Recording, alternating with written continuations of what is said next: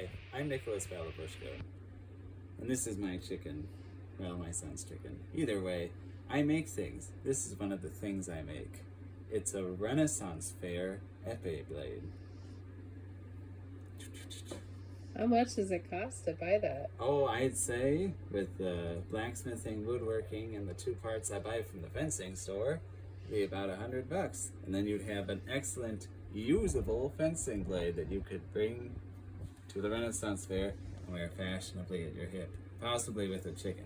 You'll have to check your state's local regulations for that one. We do make our things out of the finest local and regionally sourced materials, such as this thing I cut from a blanket shelf, this piece of crab apple that I cut from my backyard, and this lave walnut that I got from some guy selling firewood by Devil's Lake over in Baraboo. What are those things? These? Well, this is a panel of wood that I use to make knife handle scales. Very nice. Yeah, so this is what goes. We make all sorts of knives.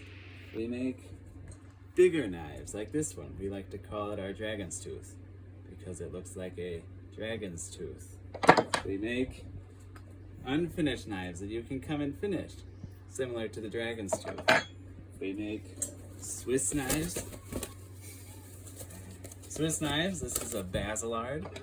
We make little machetes. This is a very stout blade, probably more chopper than machete. It's like your all-purpose camping knife, right? It is an all-purpose camping knife. I use it to cook bacon today, as well as chop, baton firewood. It's quite stout. This one's made of 1084, and we have a lovely cord-wrapped handle that you can use to set up your tent in a tree if you get trapped somewhere. Here's another tiny version of our dragon's tooth knife. This one has an apple handle with brass rivets. Very nice and handy little knife. These are all for sale, right? Yes, these are all for Are sale. you saying how much they're worth? Oh, I should have said that, shouldn't I? We can put it in the comments Yes, below. we can put it in the comments. So this would be a German Bauernwehr, that piece that fell out. We would go ahead and put through the bolster, and that would protect your fingers if you're ever in a Renaissance era knife fight. How much is that? I would say this one, I will let it go for $200 once finished. If you want to come finish it with me, then we can discuss exactly what to do from there. So we have more unfinished one. This is a big dagger, thinner blade in cross section, but it would make an excellent dirk. How much is that? Again, I'd say about $200 to come finish this one. We'd put on a nice wooden handle, cap off the tap with a steel butt cap, and you'd be good to go. So someone can actually come and finish or make their own knife with you in one day? Why, yes, I'm glad you asked. So Where are you located? We're in Wisconsin Rapids. That's in Wisconsin, right? Central Wisconsin? Yes, it is. Not North Dakota, like some may say. So this is like something you would make in that knife making class. We wrap the handle in paracord because otherwise we'd have to learn how to work with wood in one day.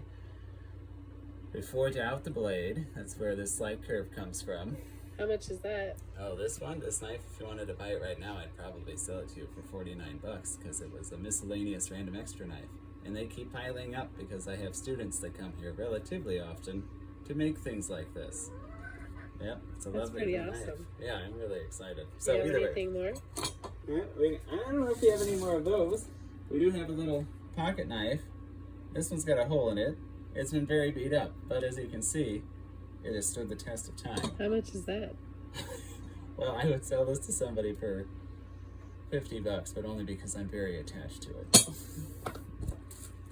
But you can do commissioned work too, right? Oh, I sure do commissioned work. So anything you see in this video, Yes. you could reach out via email, BalabuszkoMusic@gmail.com, and actually request your handmade commissioned piece of art. Yes, and we're very proud of our last name, so we put it in everything. My grandpa didn't survive the Nazis and the communists.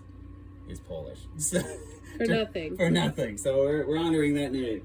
So here's another longer skein, I would say, an Irishy knife, maybe Scottishy. Looks kind of dirky. A bit long for a pocket knife, maybe like a skein Aucklish, but I think those usually were more hunting knife shape. And then this would be like a skein do. So this would be like a... Don't forget the prices. Oh, thank you. Yeah, so Sorry. Yep, I'd sell this one for about $100 when finished. It's got a walnut handle, a 1084 blade. It's blackened right now. I can either sell it blackened, purpled right there. That makes it extra tough. Or I can sell it clean like this one is.